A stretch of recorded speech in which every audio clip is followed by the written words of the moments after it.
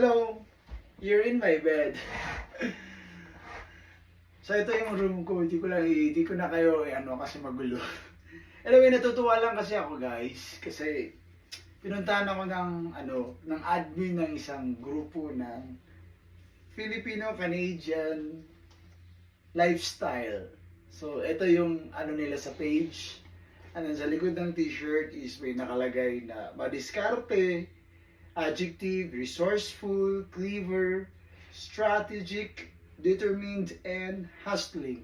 So, ganito yung mga OFW dito sa bansang Canada. Not just Canada ha, around the world. Pero, nakakatuwa lang kasi si Sir Jeremiah pala, siya yung admin ng isang page na to. So, pinuntahan niya ako kasi natutuwa siya sa akin, sa mga vlogs ko.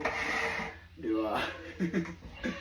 Sir, maraming talagang salamat sa maraming salamat. So, pasensya na kayo sa background. Ito yung reality ko. Dito ako natutulog. Ito yung room ko. Di ko lang kayo ikot as what I said kasi medyo magulo. Di pa ako nakapaglinis. Cleaner ako, di ba? Pero hindi pa ako nakapaglinis. So, okay lang yan. So, na-appreciate ko lang talaga yung effort niya na pinuntahan niya ako para bigyan ng t-shirt, di ba? At least may new friend din ako. So, until next time, magkikita kami. So, hopefully.